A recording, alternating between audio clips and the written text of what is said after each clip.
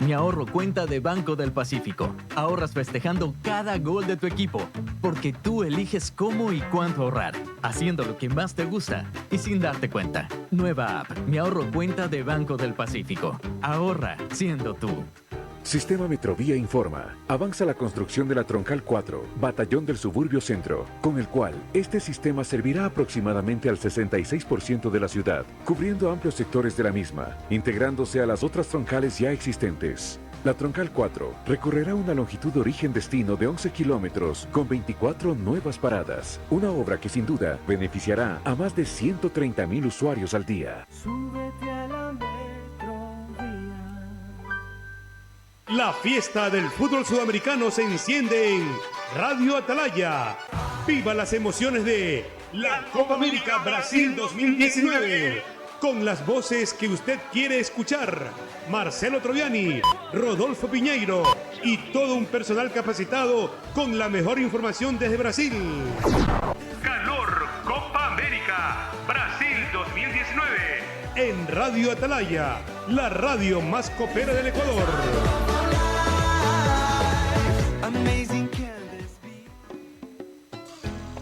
Fin del espacio publicitario.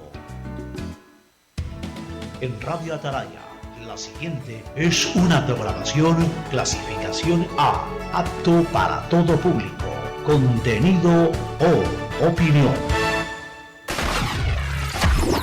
A esta hora, en Radio Atalaya, presentamos Sin Amarres.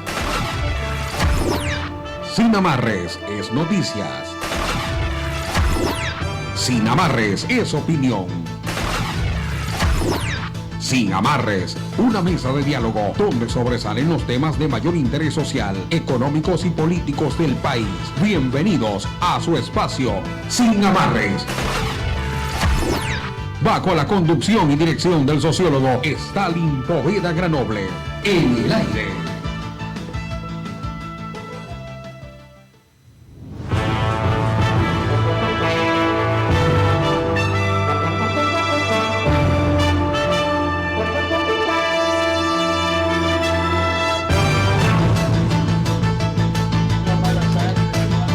6 de la mañana con 32 minutos, 6:32 este jueves 27 de junio de 2019. Escasos días de terminar ya este mes. Nosotros queremos decirles muy buenos días, bienvenidas y bienvenidos a este espacio de opinión y análisis sin amarres, por supuesto, por las ondas sonoras de Radio Atalaya 680 AM. Queremos saludar, como es nuestra costumbre, también a nuestro compañero Carlitos Pacheco en la sala de controles, y está junto a mí el licenciado Alcides Montilla, y también está el sociólogo Stalin Poveda, principal de este programa. Licenciado, muy buenos días. Hola, buenos días, Teresa, y también saludamos ya a nuestro director, el sociólogo Stalin Poveda, que ya viene a integrarse al panel, está aquí cerca de nosotros, y también saludamos a Carlos Julio Pacheco, que está en los controles, y por supuesto a nuestra amable audiencia que sintoniza Atalaya acá en Guayaquil, también en las provincias del Ecuador y en el mundo. A todos ellos, como siempre, repetimos, gracias por estar en nuestra sintonía y reciban de nosotros un abrazo imaginario a la distancia. Vamos a empezar entonces, como siempre, dando lectura a los principales titulares que nos traen las portadas de los diarios guayaquileños que se editan a nivel nacional. Estamos hablando del diario El Universo, el mayor diario nacional, y Diario Expreso de Guayaquil. Teresa empieza con el Diario Expreso. Efectivamente, Diario Expreso en su titular principal nos cuenta los servicios digitales en la mira del cobro de impuestos. El gobierno está analizando el cobro de impuestos a los servicios digitales como Netflix y Spotify. Así lo confirmó ayer el viceministro de Economía y Finanzas, Fabián Carrillo, quien precisó que esa alternativa se baraja en la propuesta de reforma tributaria, que tiene un avance ya del 85% y que será presentada a la Asamblea Nacional para su aprobación en el último trimestre de este año. Otros países ya graban esos servicios, dijo. Aumentar la recaudación tributaria es una de las exigencias del acuerdo con el Fondo Monetario Internacional. Y también en lo económico, la foto principal de este diario, La innovación se impone, titula. En la macro rueda de negocios 2019, 600 exportadores ecuatorianos ofrecieron sus productos a compradores de 37 países. Se impuso el ingenio, semillas de girasol con sabores exóticos como el de maracuyá, vodka de mora, pitahaya deshidratada, vinagre de banano. Qué bueno que se vaya innovando. Y en otros temas, una foto retrata la crisis migratoria. Esto es en Estados Unidos. Donald Trump, presidente de ese país, recibe un tsunami de críticas a su política. Así también, 4 mujeres son encontradas muertas en un mismo día. Aún no identifican a la joven que fue descuartizada en El Oro. Hubo otros 3 crímenes en El Triunfo, Latacunga y Cuenca. Por otro lado, el metro y la ruta viva, obras a investigación, esto es en Quito. Odebrecht, según la nueva revelación, también pagó coimas por estas obras. Y así también las clínicas tuvieron que comprar agua. Esto se refiere al corte programado de agua potable que hubo ayer en la ciudad. El corte de agua para 280 sectores de Guayaquil, aunque fue anunciado con anticipación, dejó a muchos sin las reservas necesarias para suplir sus necesidades apremiantes, entre ellos algunas clínicas. Aunque Interagua ofreció abastecimiento gratuito por tanqueros para estos lugares, algunos tuvieron que comprar el líquido. Y nuevamente en el plano político, caso Arroz Verde, fiscalización con mucho más trabajo. La presidenta del Consejo Nacional Electoral reveló cifras en la asamblea sobre los sospechosos aportes que recibió país. Y así también alerta sanitaria por el abuso de los opioides. La ONU advierte del alto riesgo que el consumo no medicado de tramadol tiene para la salud. Estas son las principales novedades del día de hoy que nos cuenta Diario Expreso de Guayaquil. Bueno, y antes de leer los titulares del Diario El Universo, ya le damos la bienvenida y el saludo pertinente al sociólogo Stalin Poveda Granoble, director del programa. ¿Qué tal, Stalin? Buenos días. Buenos días, ecuatorianos. Alcides, gusto en saludarlos. Teresa Marchán, me da mucha alegría ver cómo en su vientre crece esta vida. Sí. Y la veo a usted también muy bien de salud, eso es importante. Mi querido Carlitos Pacheco, buenos días, en los controles de muy temprano. Continuamos con la lectura de los titulares de los medios de comunicación impresos de difusión nacional. Bueno, y vamos a leer los 6 titulares que traen la portada de hoy, el diario El Universo, el mayor diario nacional, en su edición del 27 de junio de 2019. Una foto grande marca el espacio más importante de la portada. Dice: macabro caso de femicidio, el número 45 del 2019. Ocurrió en Machala cuando la policía hizo el levantamiento de los restos desmembrados de una mujer, dice El Universo. También desvíos a través de seguros, otra práctica de Odebrecht. Con ello financiaban sus pagos ilícitos. Las firmas que pagaban sobornos recibieron 1.600 millones de un banco de Antigua. También el Consejo Nacional Electoral da explicación acerca de Tuárez. La calificación del Tuárez como candidato está en un dilema. Tuárez es el presidente del Consejo de Participación Ciudadana y Control Social. Además, aportes electorales sin pago de impuestos. Algunos aportantes a las campañas electorales, especialmente de Alianza País, dieron dinero pero no pagaron el impuesto a la renta, según denunció la presidenta del Consejo Nacional Electoral, Diana Atamaín. En el fútbol, el bolillo, se refiere a Hernán Darío Gómez, el técnico de la selección de fútbol del Ecuador, no volvió con sus dirigidos después de no clasificar a la siguiente ronda del torneo de la Copa América que se juega en Brasil. Y finalmente, el último titular del Universo: innovación, clave para emprender, esto especialmente en las denominadas MIPIES, micros, pequeñas y medianas empresas. Bueno, hemos dado lectura a los titulares que nos han traído en sus portadas los diarios guayaquileños que se editan a nivel nacional: El Universo, el mayor diario nacional, y El Expreso de Guayaquil, estimado Stalin. Gracias, mi querido Alcides. Realmente continúa nuestro país en la ruta de la ingobernabilidad. Y el proceso de reinstitucionalización que se dio después de la consulta popular, cuando se designó a los miembros del Consejo Transitorio, en el cual lo presidía el expresidente Trujillo, ya no está con nosotros, ha fallecido, que parecía que se había avanzado en un proceso de reinstitucionalización, hoy está bajo serio predicamento en términos de que todo lo que se ha desarrollado, todo lo que se ha logrado en el marco de esa reinstitucionalización y esa transitoriedad, evidentemente se está desbaratando. O no se hizo bien, o se hizo bien y se lo quiere desbaratar lo que está hecho bien, o otros intereses están pugnando para que la ingobernabilidad sea la base sobre lo cual cada uno de estos sectores logran perpetrar sus objetivos de espacio de poder y de representación, sin importar de la realidad de la nación y del país. El presidente del Consejo de Participación Ciudadana, el señor Tuárez, o el cura Tuárez, como se lo llama, no sé si está más cerca del infierno o está cerca al cielo. Pero lo que sí sabemos es que dejó su hábito y lo cambió por un color verde flex, dejó de cantar sus alabanzas y hoy proclama las consignas del socialismo del siglo XXI. Y dentro del Consejo de Participación ha erigido o ha puesto de manifiesto o en evidencia una autoridad vertical, concentradora de poder y de designaciones que tienen que ver con el grupo que lo apoya frente a todas las denuncias que son de dominio público de actos que estarían reñidos con la ética y la moral pública. El día de ayer se reunió justamente el Consejo de Participación Ciudadana.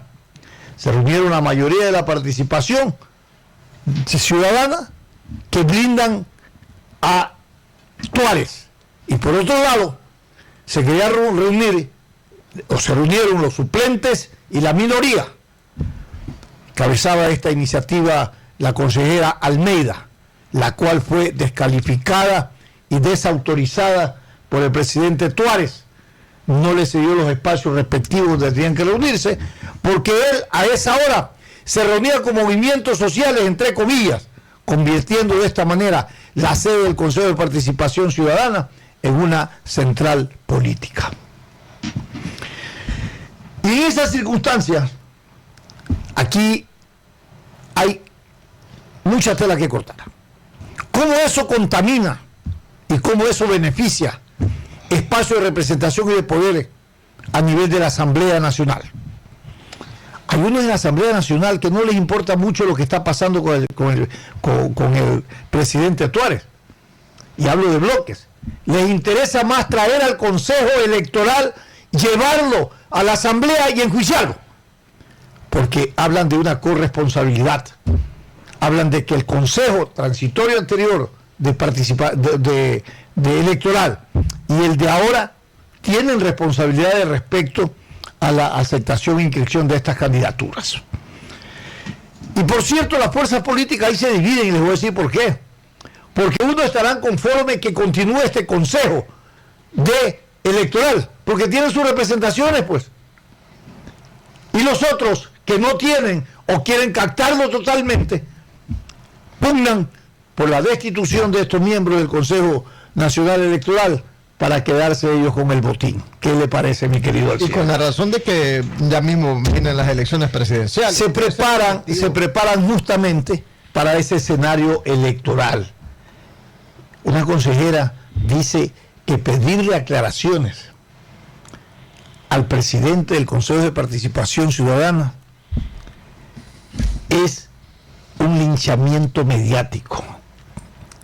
Es impresionante cómo uno tiene que soportar a la sociedad civil, el pensamiento, la opinión, estas expresiones que no hacen otra cosa que configurar la incapacidad y la ignorancia que la gente tiene respecto a las representaciones. Señores, las representaciones tienen un poder ético y moral porque vienen de una delegación del mandante.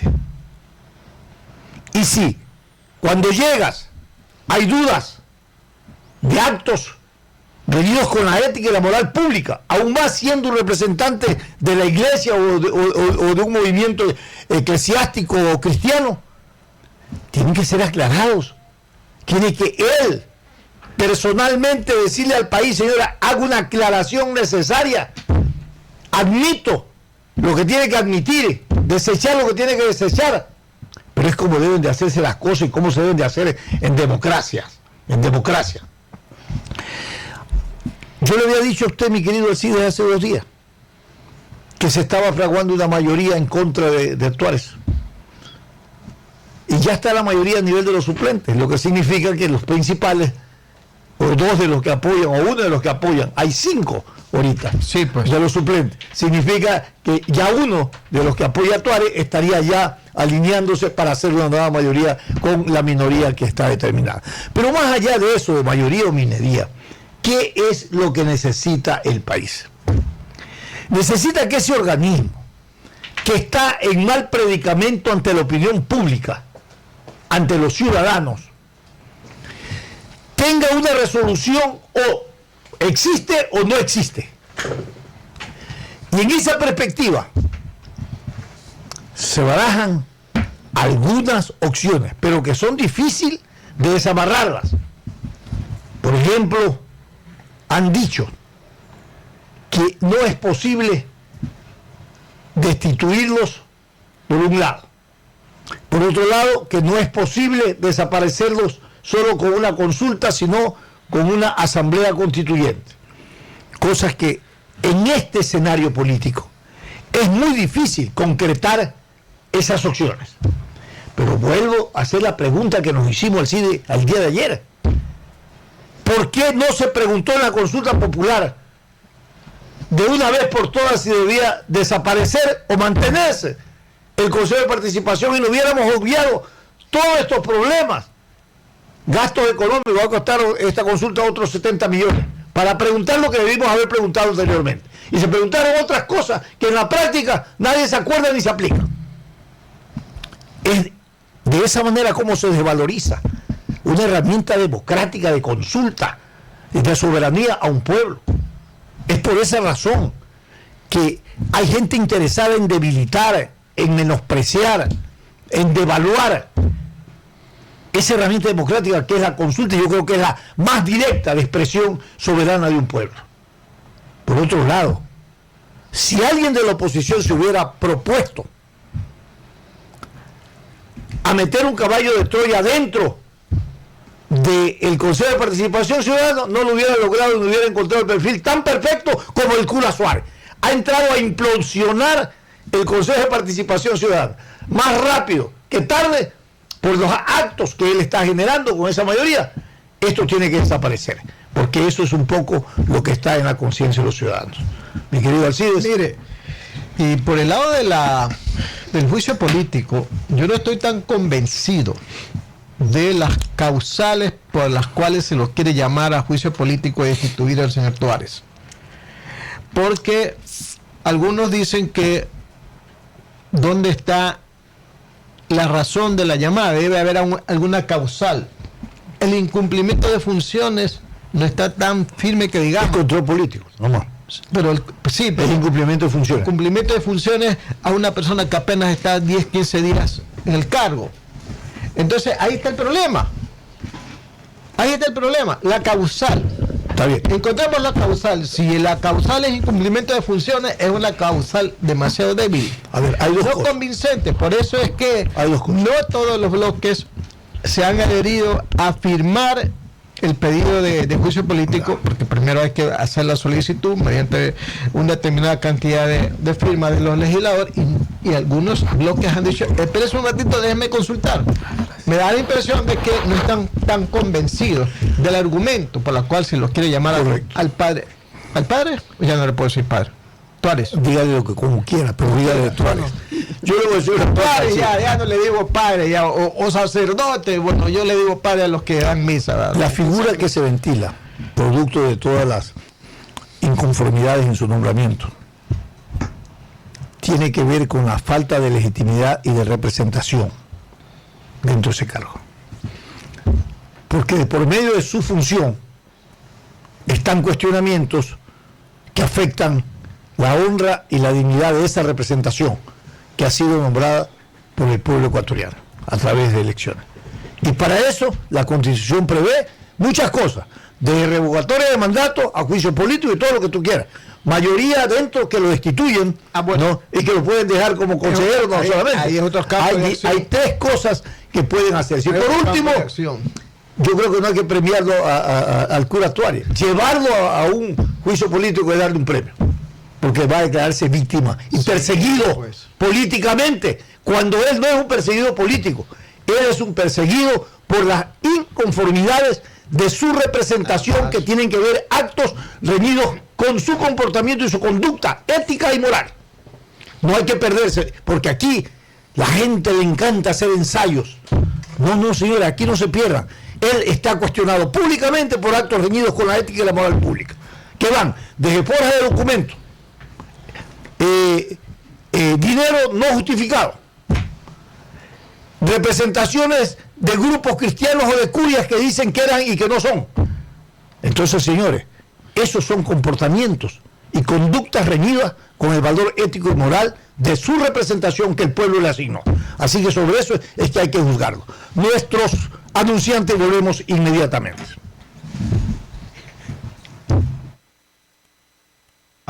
De opinión, categoría O, apto para todo público. El siguiente es un espacio publicitario apto para todo público.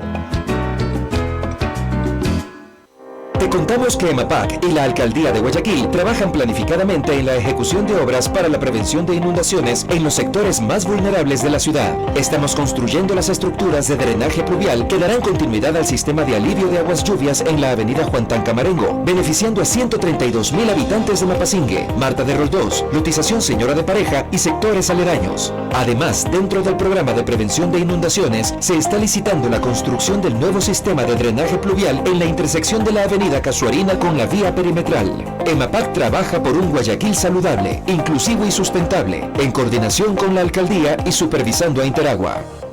En solo 5 minutos puedes obtener el sticker que te permite utilizar los parqueos exclusivos para personas con discapacidad físico-motriz en las oficinas de la ATM, ubicadas en el registro civil de la Marta de Roldós, llevando copia de cédula, copia del carnet de discapacidad, copia de la matrícula del vehículo, certificado médico otorgado gratuitamente por Asoplégica. Puedes llevar tu carro en persona o puede hacerlo un familiar en el mismo lugar. Personal de la ATM colocará los stickers. Estamos trabajando para hacer espacios más inclusivos.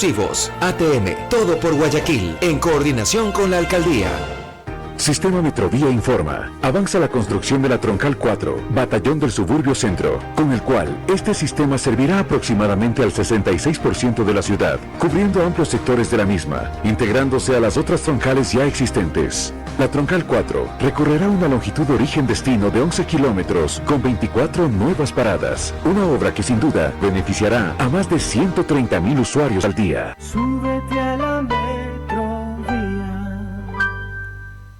Te cuento que EMAPAC ha puesto tuberías aquí en el noroeste y ahora tenemos agua de la llave. Ya no compramos tanqueros ni guardamos agua. En los cerros han construido unos tanques inmensos y otros familiares que están del otro lado ya lavan la ropa en el lavadero. Son 5 reservorios que se ven a lo lejos, de donde baje el agua a la cooperativa por 2 tuberías inmensas. Yo veo que el agua está llegando a todos lados. Trabajamos por tu bienestar y por un Guayaquil creciente y ecológicamente sostenible. EMAPAC, en coordinación con la Alcaldía de Guayaquil.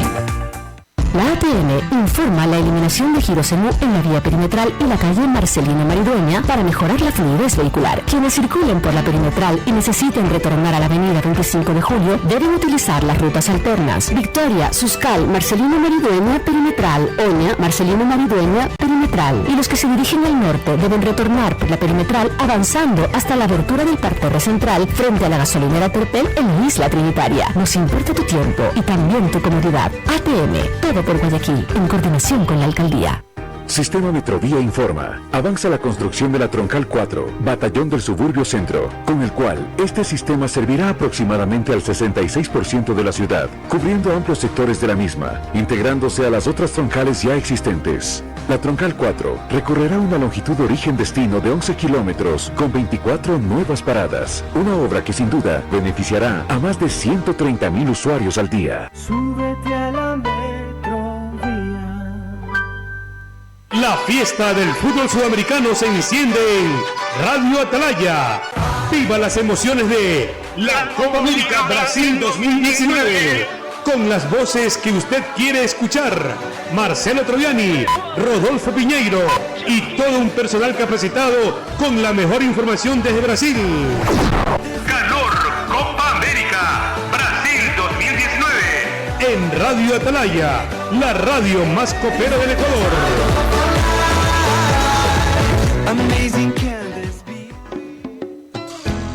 Fin del espacio publicitario. Usted está escuchando un programa de opinión, categoría O, apto para todo público. Sin amarres, una mesa de diálogo donde sobresalen los temas de mayor interés social, económicos y políticos del país. Sin amarres, bajo la conducción del sociólogo Stalin Poveda Granobles.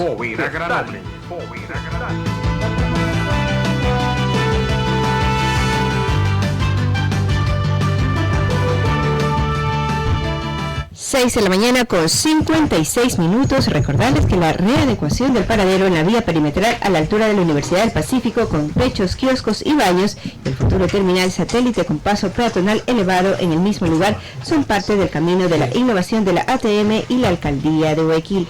Sigamos recorriendo el camino de la innovación juntos. Y ahora sí, en este segundo bloque vamos a dar la bienvenida al magíster Fernando Mayorga, vocero de la Dirección de Cultura del municipio de Guayaquil, y con él conversaremos un poco de las actividades culturales que se preparan para celebrar a nuestra ciudad durante el mes de julio. Le damos la bienvenida y un poco contextualizando una ciudad desde la línea de la identidad y de los valores diversos en términos culturales. La ciudad de Guayaquil, de alguna manera, hoy se puede decir que es de alguna manera una expresión abierta, al aire libre, tanto en manifestaciones culturales como expresiones culturales del pueblo, de toda esa diversidad que nos caracteriza en una ciudad y que nos da la identidad. Se dice que esta es la ciudad grande, es el país grande, es la patria grande, porque acogemos el carácter diverso, no solamente de orden territorial, étnico, sino expresiones culturales que se expresan cada día con nuestras manifestaciones y prácticas de convivencia social.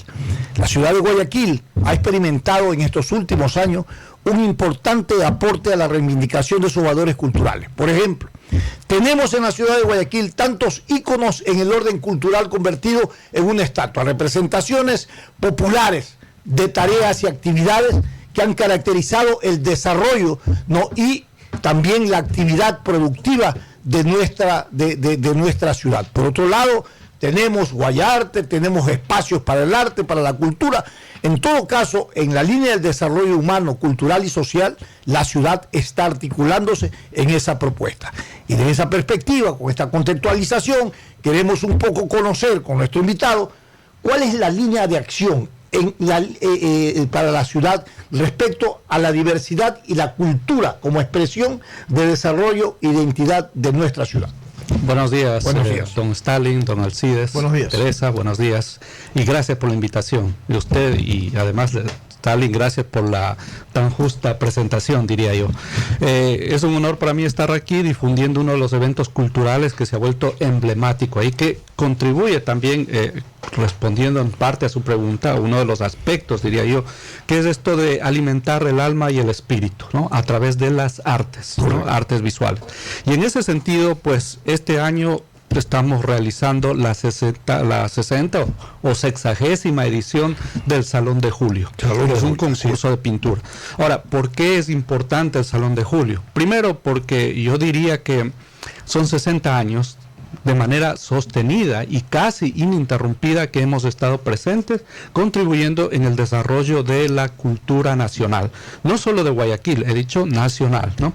Y pues en segundo lugar, a través del salón hemos visto que han participado en él notables artistas que ahora están ahí, digamos, formando parte de esa generación o generaciones que siempre tenemos que estudiar cuando revisamos la historia de la pintura o del arte ecuatoriano, ¿no? Podría destacar, por ejemplo, han participado y han ganado premios en el Salón de Julio Teo Constante, Segundo Espinel, tenemos Lloyd Wolf, Humberto Moré, Luis Miranda, ¿no?, Enrique Tábara, entre otros, por mencionar los más clásicos, digamos, de ahí de mediados del siglo XX, ¿no? Y Además, podríamos hablar de los más recientes también, ¿no? Los más recientes, que la nueva generación de entre siglos, ¿no? Por ejemplo, el grupo Artefactoría, sus representantes también han participado ahí. Tenemos a Restrepo, Alvarado, entre otros, ¿no? Y al mismo tiempo, el Salón de Julio, más allá del premio económico, que, digamos, no es nada, digamos, mejor dicho, es incentivador, diría yo, hay que tener en cuenta que también es una ventana abierta para exponer, o vitrina o ventana, como quieramos llamarlo, a los nuevos valores que están emergiendo.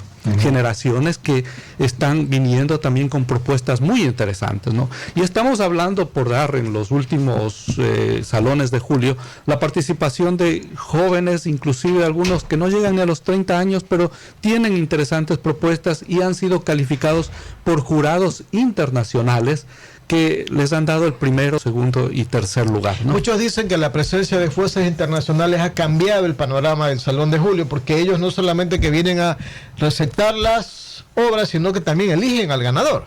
Bueno, en realidad el proceso es un poquito, digamos, no solamente hay el jurado de premiación, ¿no?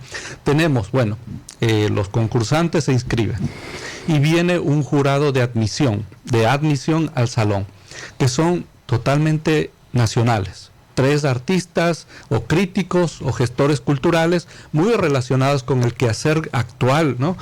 Y ellos son los que eligen, ¿no?, los admitidos al salón, ¿no?, las obras admitidas. Por eso tiende a variar cada año. A veces tenemos, el año pasado fueron 14 los admitidos, el año anterior fueron 26, si no me equivoco, y así sucesivamente, ¿no? Y luego viene el jurado de premiación, que una vez que ya han contextualizado las obras y le dan un poquito más también de, llamémosle así, de información adicional al jurado internacional sobre la propuesta de los autores. Por ejemplo, a veces puede ser que hay una pintura que tenga que ver con un tema totalmente nacional.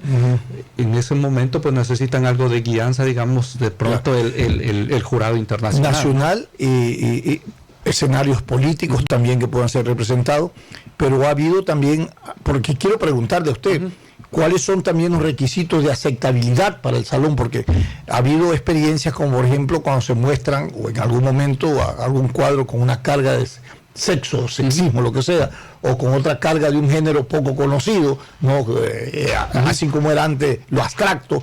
Hoy hay este tipo de propuestas que a veces tienen una carga, por ejemplo, política, a veces una carga sexual y pueden ser censurados. ¿Cuáles son los criterios un poco de acceso al tema? Primero hay que dejar en claro lo siguiente: el jurado tiene autonomía. La muy ilustre Municipalidad de Guayaquil organiza el Salón de Julio, la Dirección de Cultura, y facilita para que el jurado haga su trabajo. Ellos tienen libertad y autonomía para, primero, seleccionar quiénes van a formar el Salón de Julio y luego para otorgar los premios. Ahora, en cuanto al tema, en las bases del concurso, el tema de la propuesta es libre. Pero hay una pequeña, llamémosle, condición que dice ahí, que es producto de, yo más bien diría, del momento en que se dio esto, de la polémica, y entonces se tuvo que reformar. Como usted lo ha dicho, no es lo mismo el desnudo en el arte que hablar de pornografía. Entonces, en ese sentido, pues, cuando hablamos de arte y desnudo, está bien, ¿no? Pero de ahí tendríamos, como digo, que ver, siempre a veces, como dicen, las reglas se rompen, las propuestas van y vienen, pero ya al jurado es quien le toca decidir si es o no admitir. El género político no se acepta, o sea, por ejemplo, una caricatura hecha arte, por ejemplo, respecto a demandar o denunciar un acto político de un gobernante. No, como dije, e insisto, no, el jurado tiene autonomía y el tema, como dicen las bases del concurso, es libre.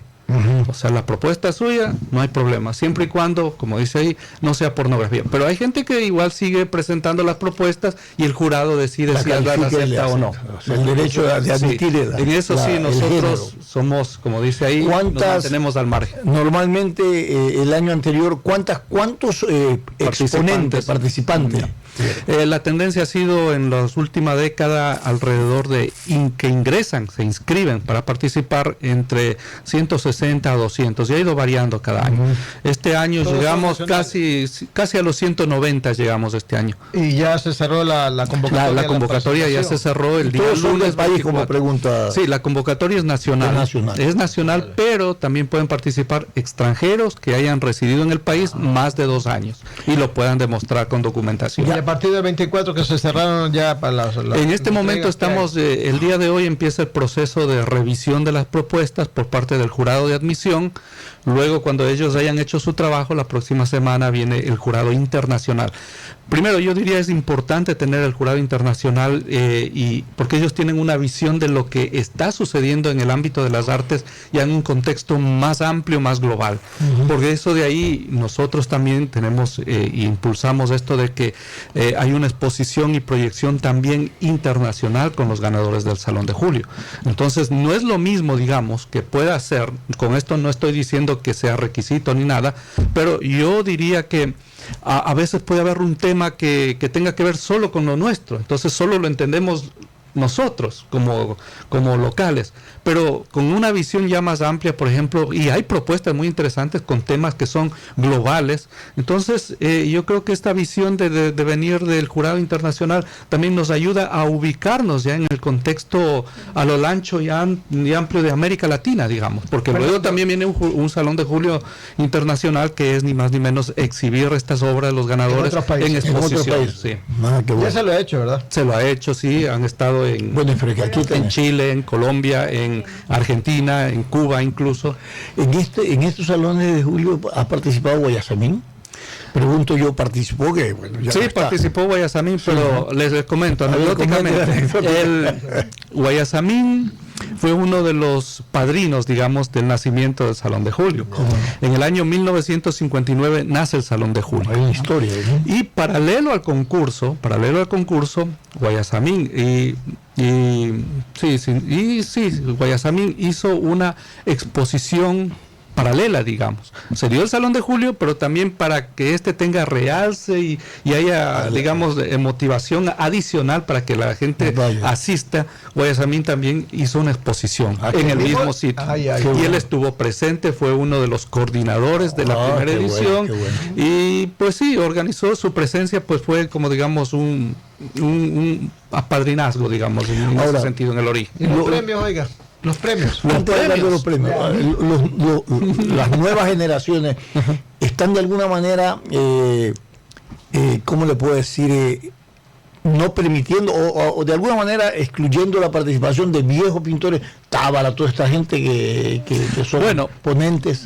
Algunos de los grandes de la pintura, como sabemos, ya no están con nosotros. Sí, todavía hay una generación que ya todavía vive y todavía está trabajando, pero tendremos que esperar el paso del tiempo para mirar su obra en conjunto y ubicarla realmente ya dentro, cómo encajan en la historia del arte ecuatoriano, ¿no? Pero las nuevas generaciones, como usted dice, no es que están tampoco. Eso es lo normal. Que quería preguntar era si que las nuevas generaciones generan una ruptura respecto a los géneros e identidades del arte que históricamente como se ha venido desarrollando. Eso es lo que le comentaría, eso es lo que sucede normalmente en el arte en la actualidad, ¿no?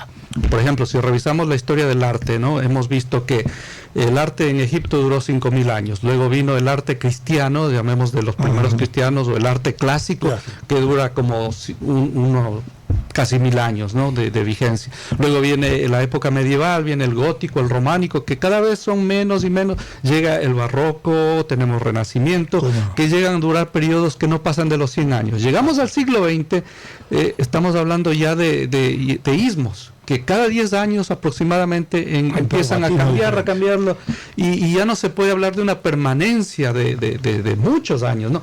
Entonces eso es el tema. En la actualidad, pero si hay vigencia y memoria histórica, identidad, eso sí, pero en la actualidad podemos encontrar gran diversidad de autores, mucha más cantidad de estilos, tendencias, corrientes que en los 30.000 años de historia. Correcto. ¿No? Y eso se ve en todos los aspectos, en la tecnología incluso, pasa rápidamente y cambia rápidamente. El pensamiento también, luego tenemos en una década que se impone algo, luego viene una nueva tendencia y luego ya enseguida sale alguien a rebatir y ya hay como es ese necesario encuentro de la tesis, la antítesis y luego vamos con una propuesta nueva que la llamamos síntesis y a esta síntesis luego le sale otra contradictoria. Igual que el pensamiento del arte nunca es terminado, siempre es renovado, siempre es acción nueva, siempre es pragmatismo. Y en eso el Salón de Julio no es que vamos a ver una tendencia marcada, porque hay diversidad de propuestas, como ha habido diversidad de estilos y movimientos en el arte ecuatoriano, como ha sucedido en el contexto internacional. Muy bien, invítenos. Fecha, dónde, cuándo, para quiénes.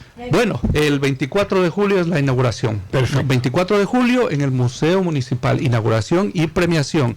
Vamos a contar con la presencia de la alcaldesa, la doctora Cintia Viteri, va a estar ahí entregando los premios. Como decía, la curiosidad acá, el premio, no, yo diría, ojalá yo pudiera ganármelo, ¿no? Son $10,000 al primer premio, 6,000 al segundo y 4,000 al tercer premio. Bueno, ¿no? son premios de incentivo, diría yo, pero es más allá del premio, es un honor pasar a formar parte del cuadro de los grandes del Salón de Julio, ¿no? Su nombre ahí junto a los que hemos mencionado ahí, ¿no?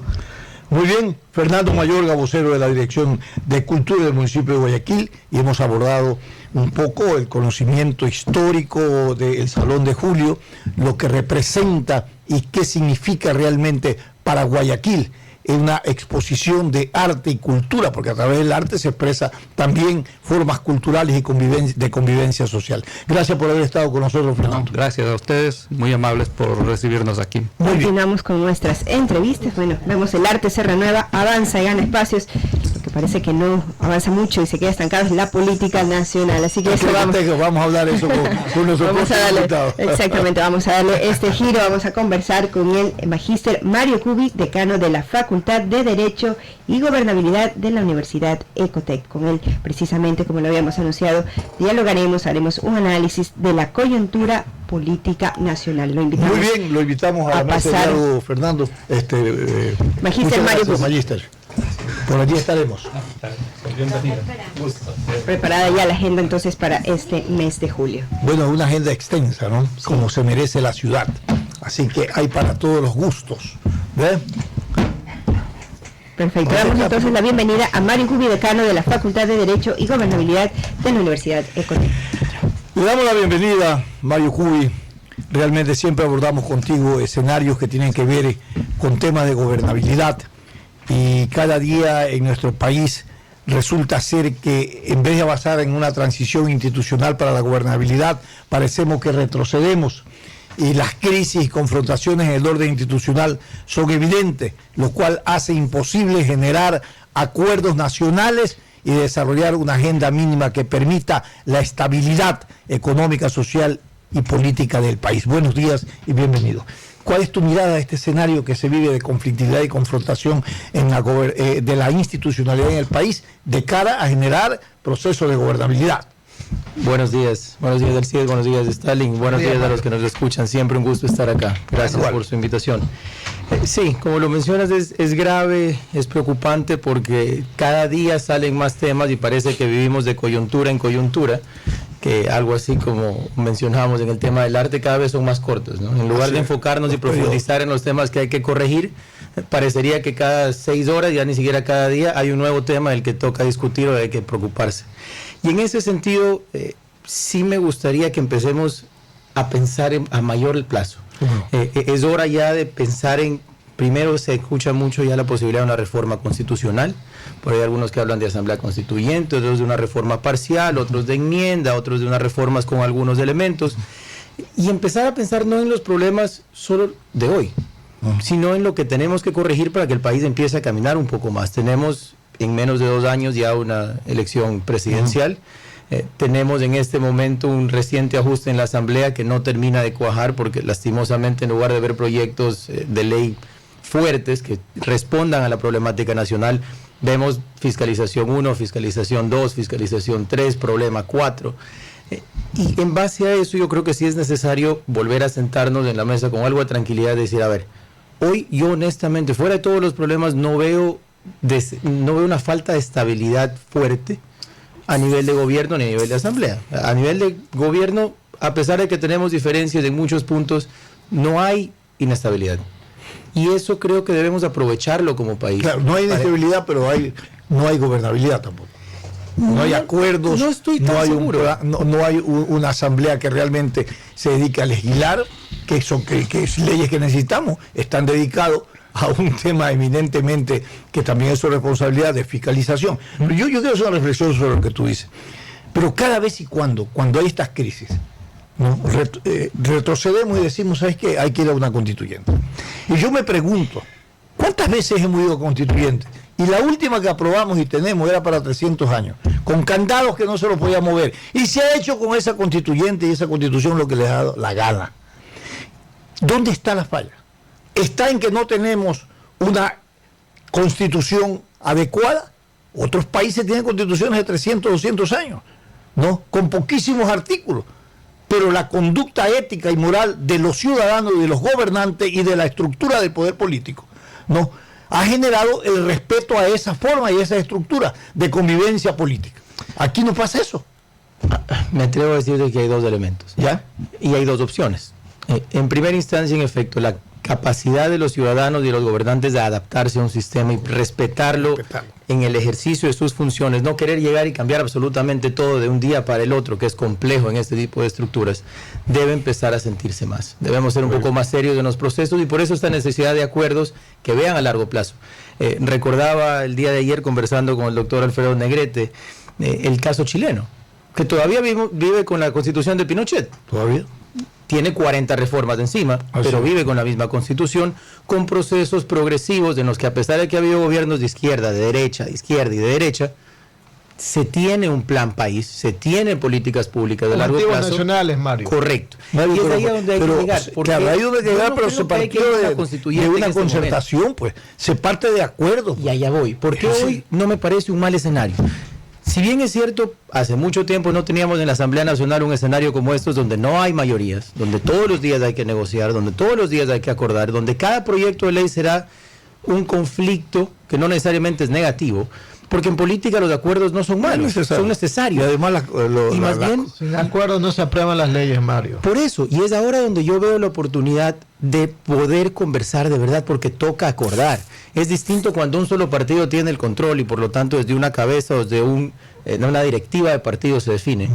A hoy, que realmente no hay opción sino negociar. Entonces, creo que estamos en un momento clave, aunque suene, aunque nos hemos acostumbrado a otra cosa, para poder sentarnos y decir, ok, ¿a dónde queremos llevar al país los siguientes 4, 8, 20 años?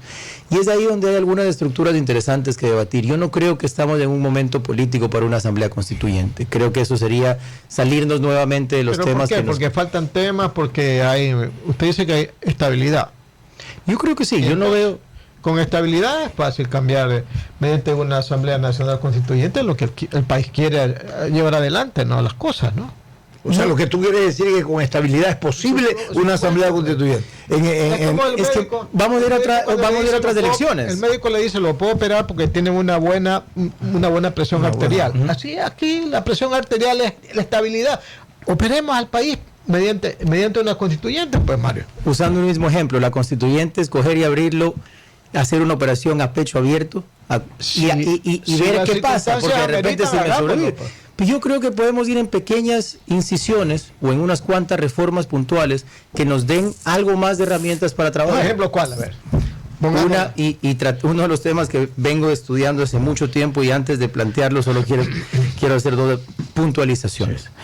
Yo creo que el Ecuador debe empezar a ver la figura de un Estado federal como una opción válida. A mí, y les decía las dos puntualizaciones antes de entrar al fondo, la visión que me gustaría plantear para debate, porque esto no es una respuesta definitiva, esta es una opción, y esta es el inicio de un debate que me gustaría que se abra nuevamente. La visión que yo planteo no cuenta ni está vinculada a personas específicas, ni a entrevistas específicas, ni a propuestas inmediatas ya planteadas. Esto nace de un interés académico, puntual, político, que hace muchos años me viene dando vueltas en la cabeza en base a la figura del Ecuador. El Ecuador es un país, y todos decimos que es un país diverso, que es un país heterogéneo, que es un país con distintos climas y regiones y sistemas y formas de ver el mundo. Y el federalismo es una respuesta interesante que no visto, y esta es la segunda puntualización, como una autonomía específica. Ni cerca de un separatismo o un independentismo. Esto no es yo soy Guayaquil o yo soy Quito, o yo quiero mi estatuto autonómico específico. No, eso es más territorial. Correcto. Sino pensar en una figura de descentralización real de poder, sí, donde se pueda dar a cada provincia o cada región o cada estado su propia forma de escoger cómo desarrollarse, ¿verdad? Porque no es la misma necesidad la que tiene una provincia que se basa principalmente en la agricultura que la provincia de Puerto, o la provincia donde se explota, o por ejemplo Imbabura, ahora que arrancamos con la minería a gran escala, o las que vienen explotando petróleo hace mucho tiempo. Entonces, las necesidades puntuales que tiene cada región y cada provincia, creo yo que hoy no están resueltas. Y el centralismo al que hemos ido acostumbrados durante casi toda nuestra vida republicana, y que para mí la Constitución de Montecristi ahondó gravemente, lo único que hace es generar aún más diferencias. A veces la gente critica el federalismo porque la Constitución vigente habla de Estado-Nación. Pues tú no puedes partir, pues. Esa parte es que esa es la categoría, es una buena categoría, y si esa categoría está puesta ahí como indisoluble Estado-Nación, ¿cómo planteas? Para plantear eso tenemos que hacer una constituyente. Sí, pero eso no va a ser pronto, porque un federalismo no puede hacerse en una semana o en 6 meses como se plantea una reforma constitucional. Están vendiendo la idea de que con el federalismo se resuelven todos los problemas. No, eso no es así. Eso no es así. Que los que promueven eso dicen eso. Por eso que hacían las dos puntualizaciones. No todas las provincias del país están aptas para ir al federalismo. Creo que es un error mantener las provincias. Mario, para ir a una figura de federalismo válida en el Ecuador, tendríamos que pensar en regiones o en estados que se junten por su forma de desarrollo. Ya se pensó en las regiones. Regiones y mancomunidades, que es lo que tienes que hacer. Pero ¿quién va a ir a una región cuando las competencias mantienen la mayoría en el Estado central? Cuando el presupuesto sigue manejado por el Estado central. Cuando la toma de decisiones sigue siendo en base a una Asamblea Nacional única. Entonces, si yo como región no tengo mayor incentivo porque dinero no va a llegar, porque sigue a manos del Estado central y sigue siendo solo el 31%, dividido con esa fórmula mágica que hace las empleadas, o bueno, hacía las empleadas. Si no tengo incentivos y verdadera autonomía para toma de decisiones, para que yo como Estado pueda establecer mi forma de desarrollo, establecer los impuestos que se ponen dentro de mi región en base a lo que quiero que se desarrolle, ¿cuál es el incentivo? Mi querido Mario, Brasil es federativo. Y tiene más problemas que los que nosotros tenemos sin serlo. Argentina, México también, pero por el otro lado tenemos a Bélgica, tenemos a Estados Unidos. Pero estás hablando ya de otro tipo de sociedades con otro tipo de desarrollo. Yo no creo que eso sea cierto. Yo le planteo la diferencia principal, y esto le digo es parte de mi pasión de estudio entre, por ejemplo, Alemania y Argentina o México. En el caso alemán, los estados reciben su dinero. Y en base a la fórmula que mantiene el gobierno federal alemán, junto con el acuerdo, de los estados va al central, y en efecto luego el central distribuye entre los que les hace falta un poco para sostener lo básico. Obvio, pues así. Pero el argentino y el mexicano, el dinero va al central. Y luego el Estado central, en base a su forma de cálculo, entrega unos cuantos. ¿Cómo es aquí en el cálculo? Hoy en día va a la cuenta única todo. Correcto. Y después te lo redistribuyen de acuerdo a la población y necesidades de cada uno de los GAT. Pero todo eso en el nuevo cálculo del COTAD se basa en 7 diferentes indicadores que va midiendo el gobierno central. Entonces la capacidad de planificación, la previsibilidad de esos fondos no es adecuada, y lo mismo pasa en Argentina y pasa en México. Claro, si esos fondos no son adecuados, tampoco la previsibilidad de desarrollo de esa ciudad tampoco es predecible. Correctísimo. O sea, ahí está el problema. Y no solo eso, sino que cuando yo suelto competencias, ¿cierto? Y doy cierta distribución de poder y descentralizo ese poder a ciertas provincias, regiones o estados, debe ir con el dinero y la autonomía para poder gestionar. Porque ¿qué pasa en Argentina? ¿Sus propias leyes, su propia constitución? ¿El federalismo? Hay distintos modelos. En algunos casos sí, en otros no. Pero ojo, en la Constitución Nacional o Federal se establecen aquellos derechos, aquellas competencias y aquellos elementos que los estados no podrán tocar. El principio federal básicamente dice que lo que no sea del Estado federal va a los estados federados. Al momento, Guayas es la provincia apta para ser Estado federal. Manavita no creo que no puede ser una sola provincia. El federado es toda la estructura administrativa territorial. Solo para terminar el punto anterior, porque es importante, en la parte de Argentina y México, que son los ejemplos de a veces, y Brasil. Por ejemplo, y en el caso mexicano lo topo. Dice el artículo 27 de la Constitución mexicana que el Estado es el rector de la economía mexicana. Ya por ahí empezamos mal. Después hablamos de una constitución que viene, acordémonos que esto viene desde la época del porfiriato, desde la constitución de 1917, ya buscaban el centralismo, y si bien es cierto se dejan competencias para los estados, el dinero lo distribuye el del centro. Entonces, igual que en Argentina, a los gobernadores y a las provincias les toca hacerse de a buenas con el estado central, porque si no, no llegan los fondos. ¿Y qué dinero se reparte? ¿El que proviene de qué parte? Del dinero de los ciudadanos, de lo que se estamos generando alrededor de todo el país. Es que está el problema. Provincias que tienen más y que generan más no reciben el mismo nivel de ingresos y reciben menos. Entonces ahí dice, estamos mal.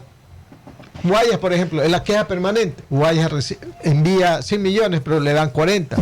Entonces, ¿dónde está hay inequidad, hay injusticia? El tema de equidad y incluso de solidaridad no siempre va a responder a mientras más dinero, más no solamente es cuantitativo, es cualitativo. Correcto. Porque y ahí tú puedes tener aquí una ciudad que por su población debe recibir y por sus ingresos debe recibir eso. Pero al lado tienes una ciudad, hermano, que tiene una población que son pobres, que no son productivos. Bueno, y acá voy a poner el dedo en la llaga en dos temas. Primero, en esa línea comparto con Stalin. Si no sucumbió, se vuelve Uruguay mañana. Y no va por ahí el tema. El tema es que hay que... Correcto. O Imbabura con el oro que descubrieron ahora se convierte en Qatar. Allá hay que poner el Estado ecuatoriano. No va por ahí. Esto tiene que ser un modelo de solidaridad entre las provincias, que colaboren entre sí. Pero ojo, y aquí puedo ganarme la enemistad de algún grupo, pero hay que pensar en que un federalismo, lo primero que tiene que hacer es que los fondos se midan por donde se generan, no por el domicilio de la empresa. Claro. Porque por ejemplo, las bananeras están en el oro, pues facturan en Guayaquil, pero están en el oro. Claro, las que pescan atún están en Manta. Pues, entonces hay que pensar en eso, porque si vamos de un federalismo hay que reconocerle los fondos del lugar donde se generan. Y por eso yo veo como ganadores, y quiero salir, que este debate salga de los ejes Quito-Guayaquil. Pensemos en el oro, pensemos en Esmeraldas, pensemos en Azuay, pensemos en Loja, que ya quiso ser federalista en 1859. Pensemos en la Amazonía. Entonces, esto no se trata de Guayaquil y Quito, esto se trata de modelos de desarrollo adecuados para cada región. Bueno, hay que cambiar, hay que ir a una constituyente, cambiar cómo es el carácter del Estado, a olvidarse de los estados centralistas, administradores de la economía, y un poco descentralizar todo. Y aquí hay una ley de modernización, de regularización y de descentralización. Hay que mirarla, qué cosa hay que reformarle para poder en práctica. Pero me parece importante tu propuesta, Mario. Vamos a seguirla debatiendo. Sí, terminamos el programa lamentablemente por el tiempo, pero yo creo que los temas de hoy es muy interesante de debate. Te vamos a seguir invitando a agendar para seguir profundizando. Les agradezco. Me dan solo 30 segundos porque para dejar la curiosidad en el área. La visión del federalismo debe salir de esta visión individual de autonomía de una ciudad y pensar en rendición de cuentas, porque cuando me responde el que está aquí al frente por esta pequeña región o provincia es más fácil que cuando esté en Quito. Claro. Libertad en toma de decisiones, porque el que está pensando en agricultura me tiene que responder por ciertos elementos que sean favorables para la agricultura en mi región. En agilidad en la disponibilidad de recursos, porque no es lo mismo saber que mañana me llegue la plata de los impuestos para hacer obra en mi ciudad o en mi región que esperar los 6 meses hasta que me den los fondos de arriba. Porque se puede planificar mejor y porque el poder está mejor distribuido y por lo tanto la posibilidad de corrupción se reduce. Me parece muy bien. Todos esos puntos. Esos temas hay que ampliarlos. Muchas gracias, Mario Cubi, por haber estado con nosotros. A ustedes por vuestra sintonía. Lo que continúa en nuestra programación habitual es Fernando Aguayo. Sin amarres, una mesa de diálogo donde sobresalen los temas de mayor interés social, económicos y políticos.